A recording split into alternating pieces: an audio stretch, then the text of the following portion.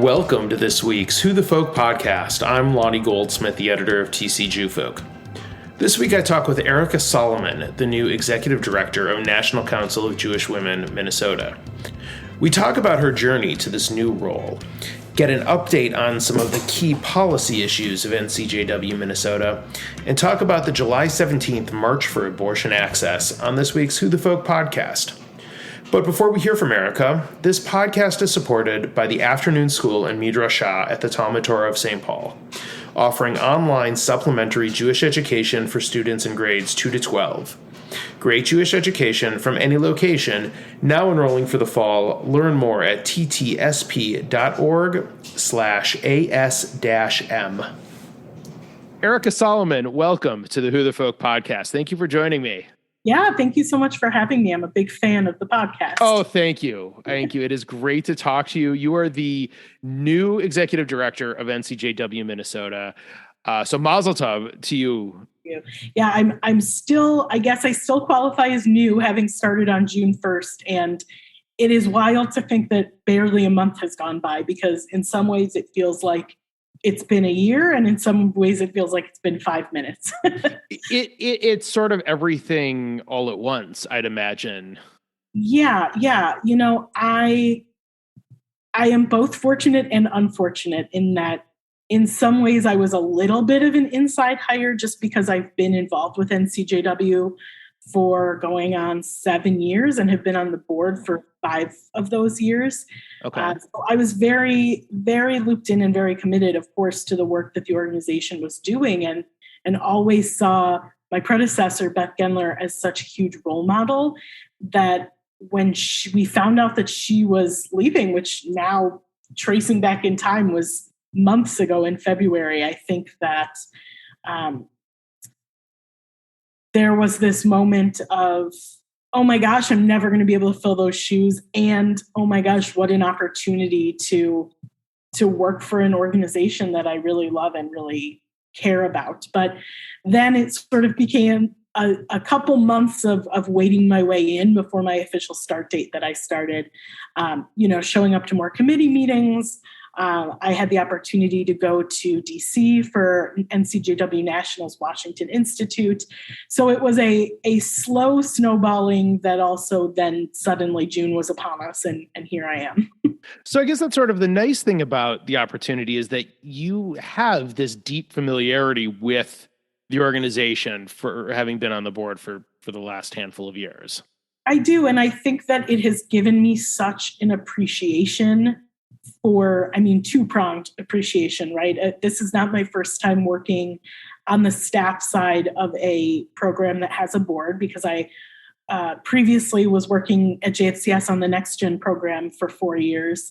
And so I had that opportunity to be in the staff seat. And then I had the opportunity to be in the, we like to call it lay leader, although I know a lot of people hate that term, the volunteer seat.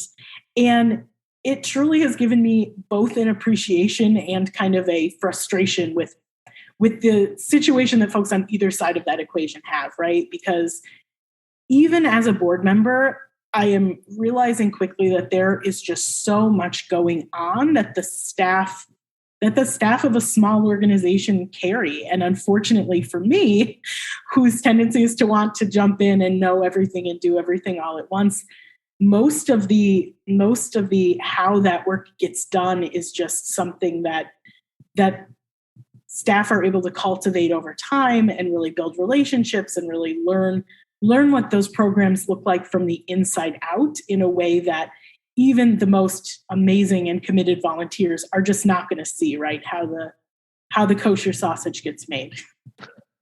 And in the case of when you were at Next Gen, it was you as the staff. Yeah, I had a couple of folks that I worked somewhat closely with, but definitely you carry most of it. Ended up being a poster child of one of the poster childs of the young adult Jewish scene, which now that I've crawled my way into my 30s and have more gray hair than I'd like to admit, it's like, oh yeah, I used to be the young, fresh face. Now I'm old news.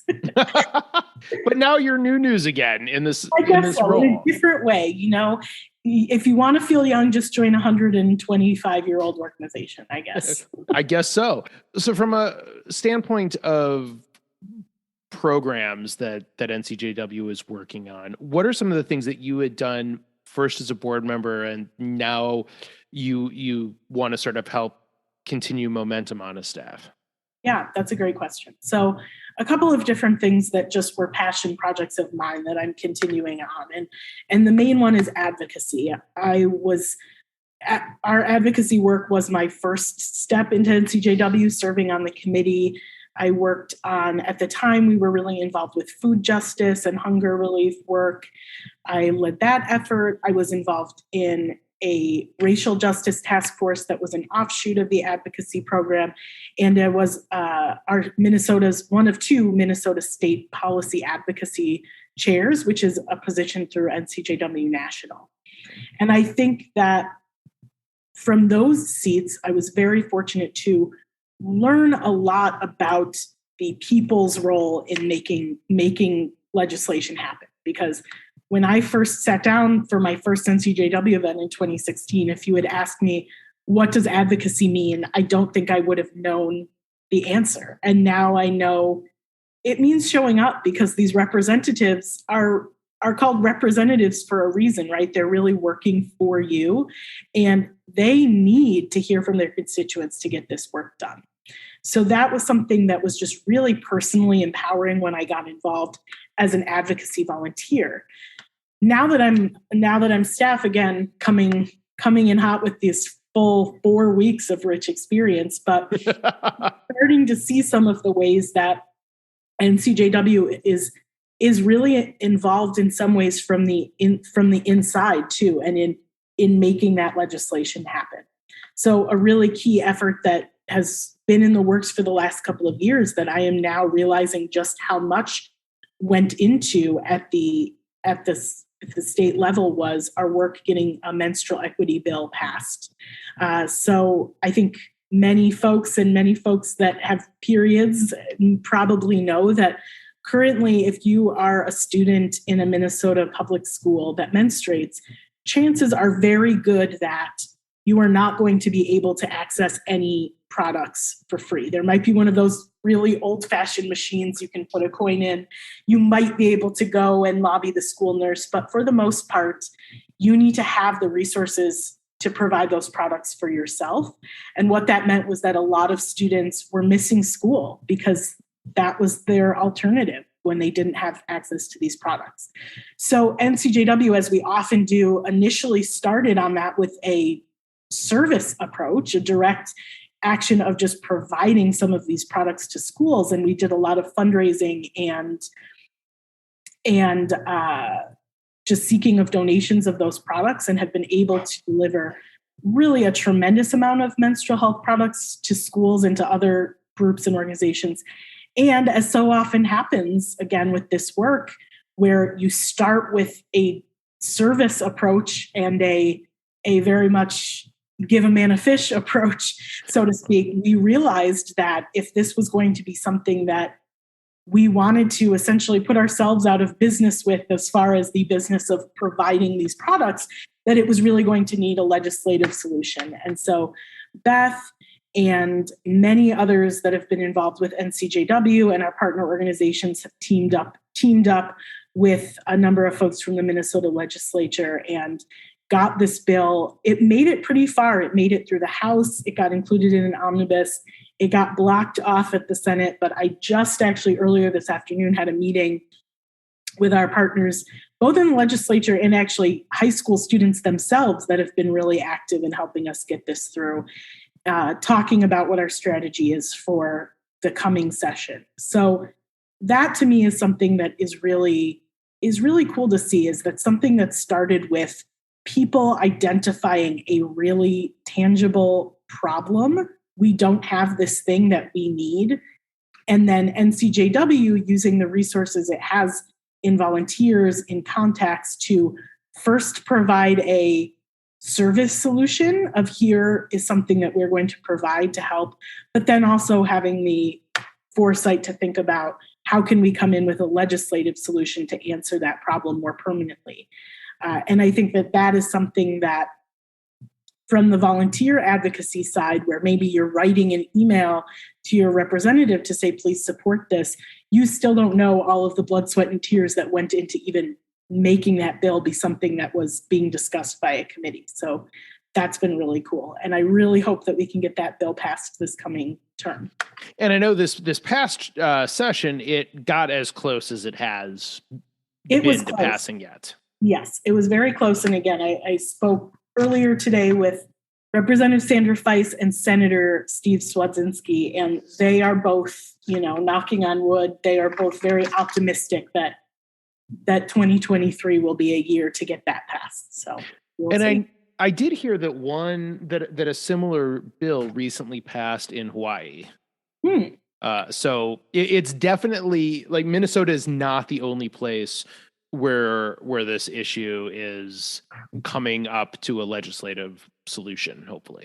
It's definitely not. And I think that a couple of things make Minnesota unique from some states, and I think this won't be surprising to folks, that here in the metro, the general vibes on things, the general culture, the general ideology looks so different from if you were to drive 2 hours north, if you were to drive an hour west.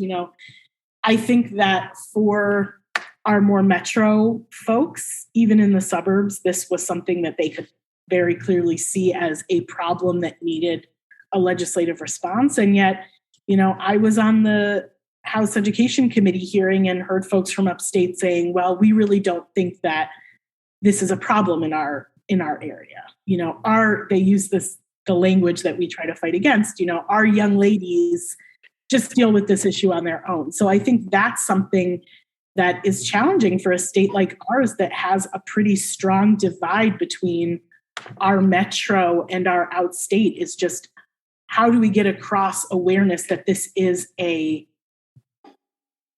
consistent problem that folks are facing.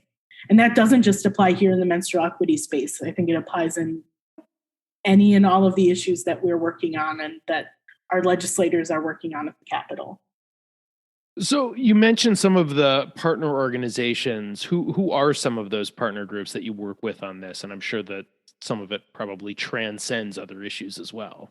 Yeah, definitely. So, in this space, again, with the menstrual equity work, it's really, really driven by students, by high school students in Hopkins, in Eagan, in other suburbs and other places around the state where they are stepping up as high schoolers, which blows me away continuously. And they are helping us tap into resources that they have through schools, through the district, through counselors that they work with and other direct service providers. NCJW has worked with an association of Minnesota school nurses on that particular issue. There was for a time, and I just recently heard that this group disbanded, but there was for a time a program called Period MN that was working through the University of Minnesota. So really this was a broad in age range group that was working on this, ranging from high school students that were seeing this problem up to the legislators that were working on this that are older than high school students. So that's one space that we've been doing that particular work through. But again, I think that a huge strength of NCJW that I have bared witness to and really hope continues moving forward is that we are fortunate to have these really strong coalition connections. And whether that work is in this particular menstrual equity space, whether it's in our gun violence prevention work, whether it's in reproductive rights work, we are fortunate to have these connections that we've built through years of building relationships and doing this work hand in hand, and always have our eye on who could we be expanding to? Who else can we be partnering with? Because I think the fact of it too is that we know that so many of these issues that we are working on in the equity space and in the justice space are not necessarily places where folks in our community, our Jewish community, are being the most impacted. We know that there are communities of color and queer communities and folks that span different socioeconomic levels and parts of the state and age. We know that there are folks that are being impacted firsthand by these issues in a much bigger way than, frankly, most of our membership are. And so part of the work of building that coalition is not just we're stronger together, which is absolutely true, but it's how can we, instead of taking up space and saying we're NCJW, we're going to center ourselves in this work, really, really lift up the voices of the folks that are being the most impacted by these issues. And instead of just saying, here's what we're going to do for you, to ask them, what can we do with you? Mm-hmm. And how can we really be a part of responding to the needs of the community you're serving? So you mentioned the reproductive rights space, mm-hmm. and you mentioned working in coalition. So sort of the one of the newsier things happening right now that NCJW is about to be a part of is coming up this coming Sunday, from when you're listening to this, July 17th. There is the Unrestrict Minnesota March for Abortion Access. It is NCJW Minnesota is a partner with many of the other organizations that are putting this on, including Gender Justice, Jewish Community Action, Pro-Choice Minnesota, many other organizations, and we'll have a link to the event where you can RSVP in the show notes. And in case you missed it, we had an article last week talking to some of those folks, so you can get all the details there. How quickly did this event come together in the wake of the Supreme Court decision from a couple weeks ago? And how easy was it to say, yeah, we'll be involved and help out with this? Yeah. So Unrestrict Minnesota is an amazing group of organizations. And like you named some of them and the list goes on, you can learn more about them at unrestrictmn.org. What's really great about this coalition is that there are organizations of all different sorts. You have community organizations like us and like JCA, but then you also have direct service providers like Family Tree Clinic and Whole Women's Health, and you have legal organizations and you have cultural organizations. It's really a rich network of folks that are doing work in this abortion access space, even though that looks like different things. So well before the Dobbs decision came, we've been working in this coalition, and it's just been really great as far as just learning more, again, about what these direct service providers are facing and what they are fearing, because I think that is a big thing that has been on everyone's mind of just what is this going to look like? And the fact of it is that while this wasn't official until that Friday a couple of weeks ago, this is something that folks in this space have known has been coming for quite some time. So Unrestrict is putting together all of these partner organizations for this March, and I'll talk a little bit more about that in a bit, but they also have all sorts of different resources that if you feel like you need just a 101 of, hey, I identify as pro-choice, and what does that mean right now in this, unfortunately now post-Roe world? They also have a resource called Minnesota Beyond Roe, the Leadership Agenda for Abortion Access. And it goes into further detail on the website, but they have three major headers under this. The first is to repeal Minnesota's unnecessary restrictions on abortion care, because I think that is something that can get lost in this narrative of Minnesota being this oasis in the upper Midwest where these protections are going to exist. Yes, that is true in some ways, and yet there are several restrictions that we have, like a 24-hour waiting period. There's a statement that doctors are required to read before they can provide abortion care that includes blatant untruths, like that there is a link between abortion and breast cancer. There's limitations on how minors can access this care. And of course, we know that these restrictions exist. And frankly, we know that we have legislators that are currently in office and that are up for election this November that want to turn up the volume on those restrictions. So protecting Minnesota from what might lie ahead in some people's minds is also a huge part of this work and this leadership agenda. Honestly, even though showing up to this event on the 17th is amazing, and providing funding for abortion funds and stepping up to volunteer in the roles that are needed are great.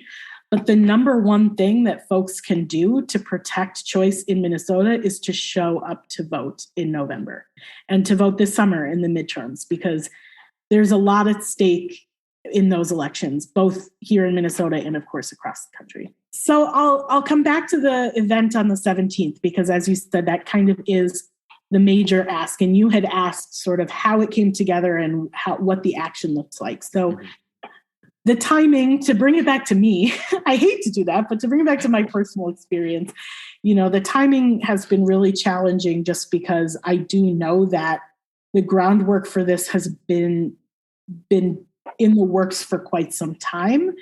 And NCJW and our partners have been a part of that conversation. And I sort of had to jump in, joining this program already in progress, so to speak. So one thing that Unrestrict put together that happened right away that same evening that the decision came down was a vigil. And that is something that had been in the works for a while. And it was just the challenge of needing to plan an event before you know when exactly it's going to have to happen. And of course, that put NCJW and our other Jewish faith-based organizations in a tough spot, as far as, we said, if this is going to happen on a Saturday, we can't necessarily participate in the way we otherwise would. So that was something that came together really quickly and really fast and furious, just because it needed to be. This event on the 17th, there has been a tremendous effort behind planning. Unrestrict has an official event planner on it. There are several co-sponsors that are providing financial support, volunteer support, just showing up, getting folks to be there support. And last I heard from the planning meeting, they're hopeful that they can get upwards of 5,000 to 10,000 people to show up to this event. Yes. Not quite as large as the Women's March, which had, I believe, they quoted around 100,000.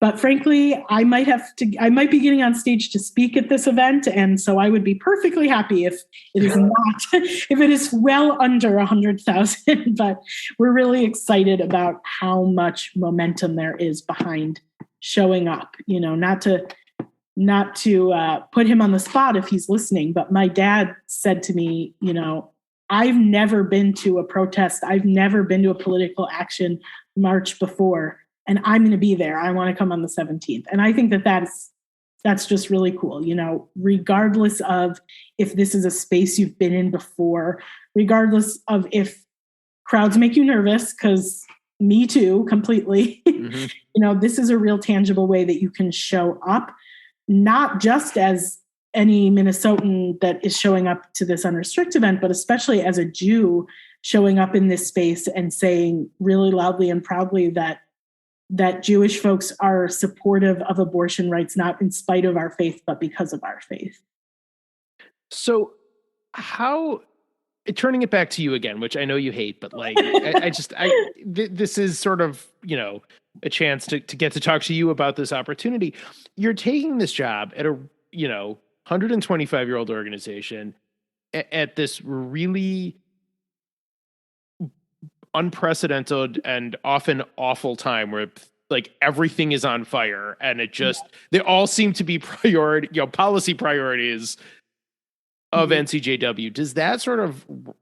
Does it ramp up the expectations or just sort of the nerves of trying to you can't really wade in and get your feet wet because everything all at once is going on?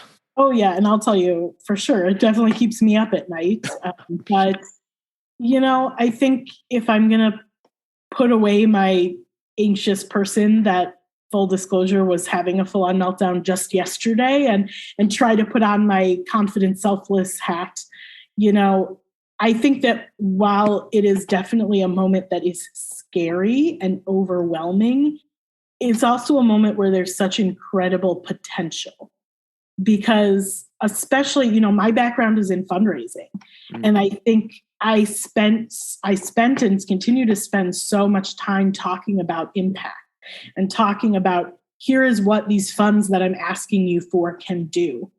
And here is an opportunity to really see full picture of, yes, here is what those funds are doing, and to not just be there at the start where you're asking for the support and then at the end to be reporting back, but to really have a bird's eye view on all the work that is happening, because you really do have the potential when times are really bad. People jokingly say, like, can only go uphill from here, but it's true that if what I was looking for in applying for this position and accepting this position was an opportunity to feel like the work I was doing was making real impact and was providing an opportunity for me to live my values. And so, here it is. It's absolutely not perfect. It's absolutely terrifying. But at the end of the day, if I can look back and say, I feel like that scary, stressful, overwhelming time helped make some real change in the world, then hopefully it'll all feel worth it. So where does your activism or your, how does that side of what you do connect with your Judaism? How do you tie that together? Yeah, that's a really great question. And I think, like many people, I grew up with one, in hindsight, pretty limited perspective on what it means to live a Jewish life. And those are things that are all very important and are still meaningful to me, like going to synagogue and being in affinity spaces like youth groups and camps and celebrating holidays and going to Israel. And again, all of those things are absolutely important elements of what Judaism looks like for many folks. But what I think NCJW really showed me for the first time when I got involved with them was that there is a way to live a Jewish life that is through activism and is through advocacy. When we are learning about Jewish values and we're learning about Bible stories and these really basic morals of, you support your neighbor and you stand up for the people that need standing up for, and you value human life and you value human dignity.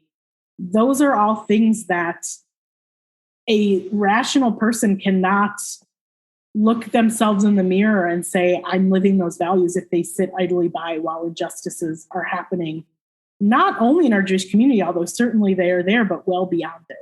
So I think that what makes this work really special to me is that I find that doing this work of truly making our state and our country and our world a better place for all individuals is the best and the most meaningful way to me that I can live those Jewish values and can truly make Tikkun Olam something that I'm living in the world instead of just, I think the first time we learn about Tikkun Olam is you go home from Sunday school with a little tzedakah box, which of course is important. Again, the fundraiser in me would be remiss if I didn't pretend that tzedakah boxes, large and small, make an impact in the work. But, you can be living your Jewish life by showing up in spaces that maybe make you feel uncomfortable and maybe make you feel like, oh my gosh, I'm the only Jewish person in this room. And oh my gosh, this is something that I'm really going to have a spirited debate with my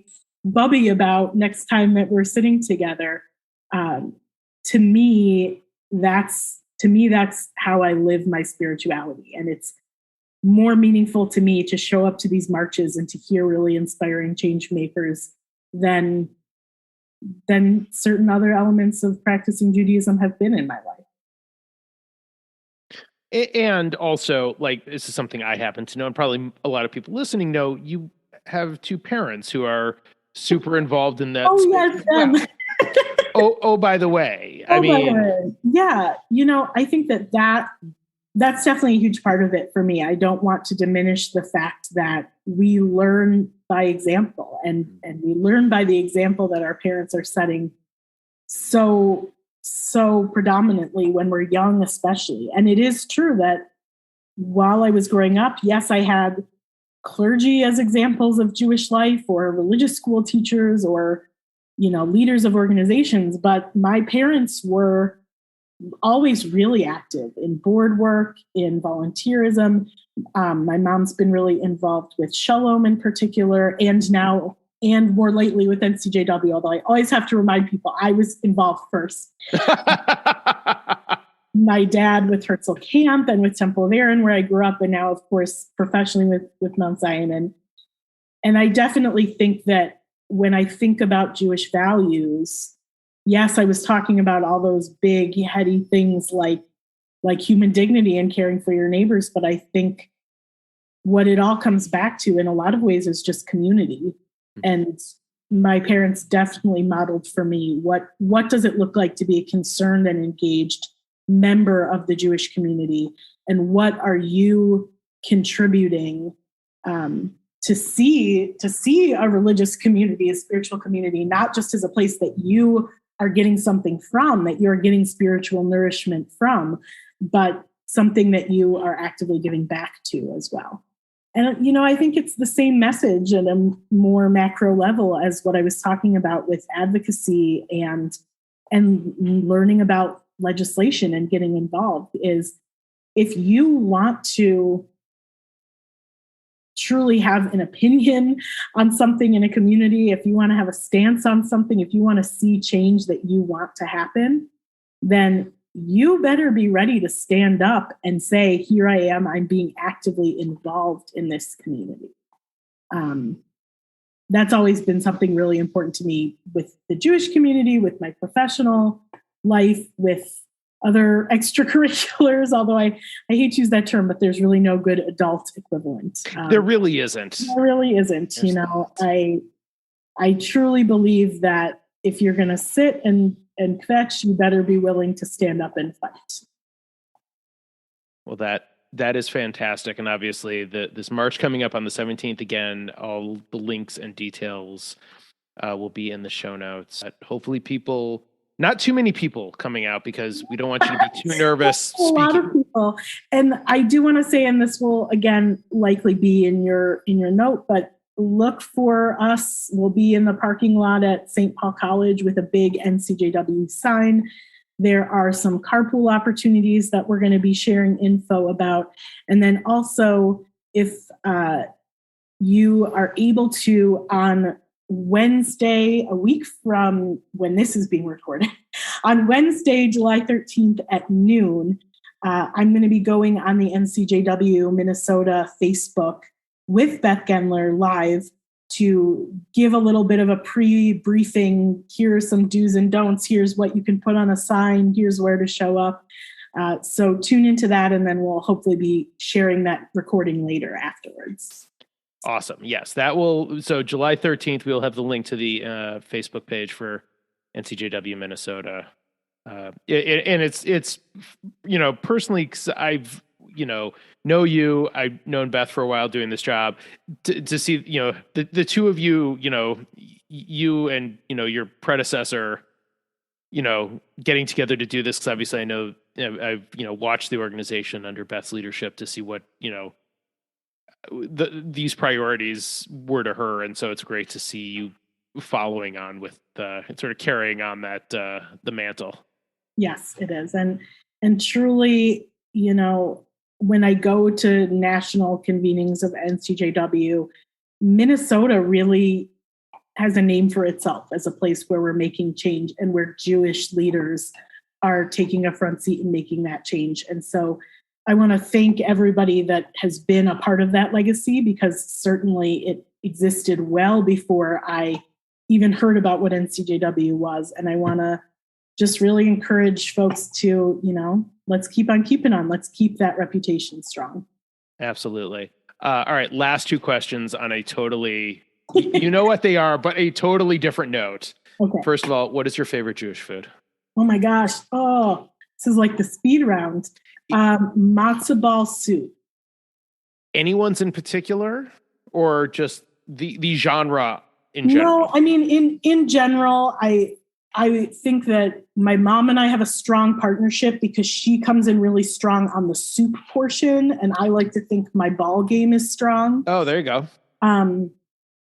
but really I will eat any and all matzo ball soups, even if it's made from the instant pouch, and I will feel nourished. Fair enough. And what's your favorite Jewish holiday? Oh boy, that's a tough one because I feel like it has changed in different parts of my life. I understand that.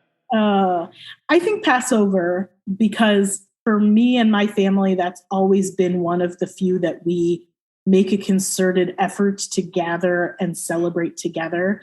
And again, to bring it back to this space of justice and living Jewish values in the modern world, I think there are so many different lenses through which you can tell that story, and really think about the Seder and the Exodus and all of the story of Passover in different ways.